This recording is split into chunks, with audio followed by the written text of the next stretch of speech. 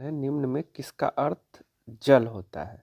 हमारा पहला क्वेश्चन है निम्न में किसका अर्थ जल होता है। ठीक है बच्चों, ऑप्शन ए है पेट्रो, ऑप्शन बी है टर्बो, ऑप्शन सी है नाइट्रो और ऑप्शन डी है हाइड्रो।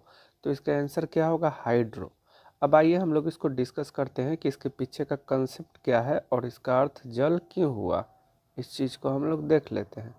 ठीक है बच्चों, देखिए तो यहाँ से हम लोग को क्या मालूम चल गया, यहाँ से हम लोग को मालूम चल गया कि हाइड्रो का मतलब होता है वाटर। हाइड्रो का मतलब क्या होता है बच्चों? वाटर होता है। ठीक है, अब इसका कंसेप्ट अगर हम लोग देखेंगे तो हम लोग को मालूम है कि पीरियोडिक टेबल का सबसे पहला एलिमेंट है वो एक गैस है जिसका नाम है हाइड्रोजन। तो यहाँ से हमको क्या मालूम चला कि हाइड्रो का मतलब वाटर और जेन मतलब जनरेट करने वाला यानी कि बनाने वाला। तो यहाँ से हम लोग क्या बोल सकते हैं कि हाइड्रोजन एक ऐसा गैस है जो वाटर बनाता है। यहीं से वाटर का नाम डिराइव किया गया हाइड्रो, या फिर बोल सकते हैं कि हाइड्रोजन गैस का नाम इसीलिए हाइड्रोजन दिया गया। आइए अब हम लोग देख लेते हैं कि नेक्स्ट क्वेश्चन क्या है हमारा। ठीक है, नेक्स्ट क्वेश्चन है पत्तियों में गैसों का आदान प्रदान कहाँ होता है। पत्तियों में गैसों का आदान प्रदान कहाँ होता है? ऑप्शन ए सिरा, ऑप्शन बी रंध्र, ऑप्शन सी मध्य सिरा, ऑप्शन डी इनमें से कोई नहीं। तो इसका आंसर हो जाएगा रंध्र। आइए इसका कंसेप्ट देख लेते हैं। देखिए जो छिद्र होता है ना उसी को रंध्र बोलते हैं और इंग्लिश में इसको बोलते हैं पोर्स। एक्चुअली पौधों में के पत्तियों में स्पेशल टाइप्स ऑफ पोर्स होते हैं जिनसे गैसों का आदान प्रदान होता है और उनको स्पेशल नाम देते हैं क्या? स्टोमेटा। तो अगर हमसे पूछा जाए कि पौधों में गैसों का आदान प्रदान कहाँ होता है तो हम बोल सकते हैं पौधों में गैसों का आदान प्रदान पत्तियों के स्टोमेटा के थ्रू होता है। ठीक है, आम भाषा में जिनको पोर्स बोलते हैं, छिद्र बोलते हैं या रंध्र बोलते हैं, इसलिए हमारा आंसर हो गया रंध्र। आइए अब नेक्स्ट क्वेश्चन देख लेते हैं। नेक्स्ट क्वेश्चन है हमारा हरे पौधे कहलाते हैं। ऑप्शन ए उत्पादक, ऑप्शन बी अपघटक, ऑप्शन सी उपभोक्ता और आहार श्रृंखला। ठीक है, तो हम जानते हैं कि हरे पौधे क्या होते हैं? स्वपोषी। स्वपोषी यानी इंग्लिश में इनको हम लोग क्या बोलते हैं? ऑटोट्रॉप्स। और जितने भी स्वपोषी होते हैं ऑटोट्रॉप्स होते हैं वो किस श्रेणी में आते हैं बच्चों? उत्पादक की श्रेणी में आते हैं। उत्पादक की श्रेणी में क्यों आएंगे? क्योंकि वो अपना भोजन स्वयं बनाते हैं और जो दूसरे प्राणी हैं वो उन्हीं के बनाए हुए भोजन पे डिपेंड रहते हैं। ठीक है, इसीलिए उनको प्रोड्यूसर बोलते हैं या उत्पादक बोलते हैं। ठीक है बच्चों, आइए अब नेक्स्ट क्वेश्चन देख लेते हैं। नेक्स्ट क्वेश्चन अच्छा क्वेश्चन है। ये क्वेश्चन कह रहा है कि जीव द्रव्यमान ऊर्जा स्रोत का उदाहरण निम्नलिखित में से कौन नहीं है? जीव द्रव्यमान ऊर्जा स्रोत यानी वैसा ऊर्जा स्रोत जो कहाँ से मिलेगा? हमको जीव से मिलेगा। ठीक है, आइए ऑप्शन ए क्या बोले है? पेट्रोलियम। तो निश्चित रूप से पेट्रोलियम क्या है? पेट्रोलियम क्या है बताइए आप लोग? पेट्रोलियम एक तरह का जीवाश्म ईंधन ही ना है, तो निश्चित रूप से जीवाश्म, जीवों के अस्म से बना हुआ ईंधन, तो ये जीव से ही मिलेगा। गोबर गैस, गोबर गैस हम लोग को कहाँ किस चीज से मिलता है? गोबर से मिलता है। और गोबर कहाँ से मिलता है? गाय और भैंस। तो गाय और भैंस भी एक प्रकार के जीव हैं। ठीक है, उसके बाद है ये कोयला। तो हम लोग जानते हैं कोयला क्या है? जीवाश्म ईंधन।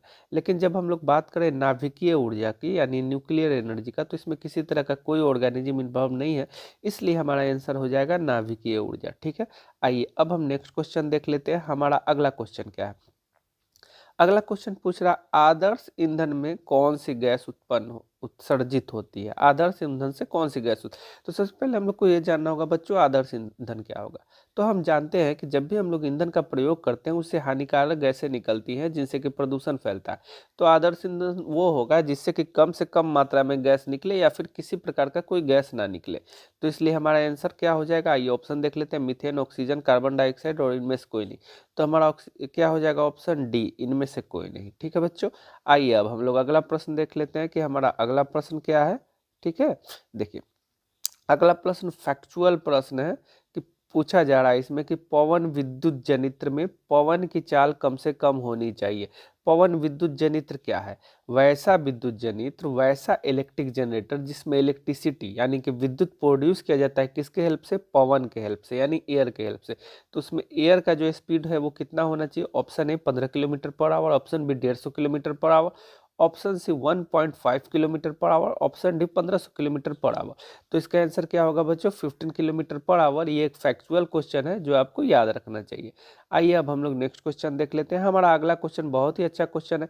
इसमें पूछा जा रहा है एलपीजी का मुख्य अवयव क्या है? ठीक है, तो सबसे पहले हम लोग को ये जानना होगा कि एलपीजी क्या होता है। आप लोग भली भांति परिचित होंगे कि जो हमारे घरों में यूज होता है गैस वो एलपीजी ही होता है। ये क्या है? ये है लिक्विफाइड पेट्रोलियम गैस। क्या है बच्चों?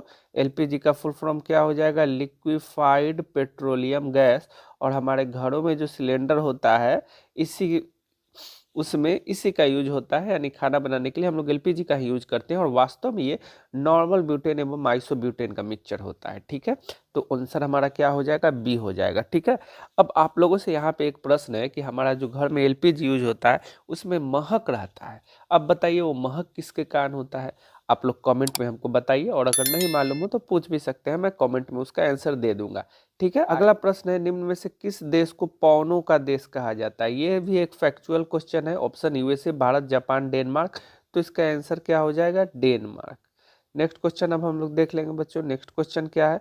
नेक्स्ट क्वेश्चन बहुत ही अच्छा क्वेश्चन है। स्लाइड को सर्वप्रथम कंपाउंड माइक्रोस्कोप से देखा जाता है। ठीक है, तो अब यहाँ हम लोग को दो बातें हैं, कंसेप्ट जो कि समझना बहुत जरूरी है। देखिए यहाँ जितना भी ऑप्शन हम लोग को दिया गया है सबके लास्ट में एक्स लगा हुआ है।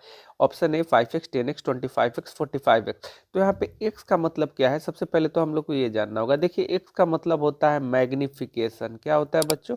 मैग्निफिकेशन। अगर हिंदी में बात करें तो इसको हम लोग बोलते हैं आवर्धन।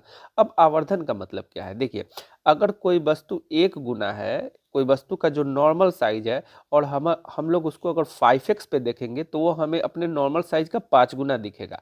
अगर 10x पे दिखेंगे तो वो वस्तु अपने नॉर्मल साइज का हमें 10 गुना दिखेगा।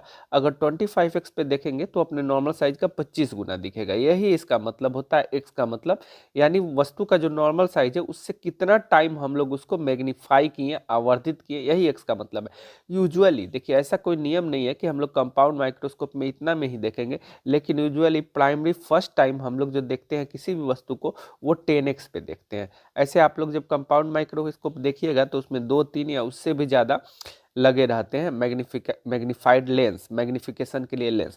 बट यूजुअली जो फर्स्ट टाइम हम लोग देखते हैं ना बच्चों, वो 10x में ही देखते हैं। आइए नेक्स्ट क्वेश्चन देख लेते हैं। बहुत ही हल्का क्वेश्चन है। ऊर्जा का एसआई मात्रक आपसे पूछा जा रहा है, और हम सभी जानते हैं कि ऊर्जा का एसआई मात्रक क्या होता है? जूल, जिसको इंग्लिश में हम लोग कैसे लिखते हैं बच्चों? JULE, joule.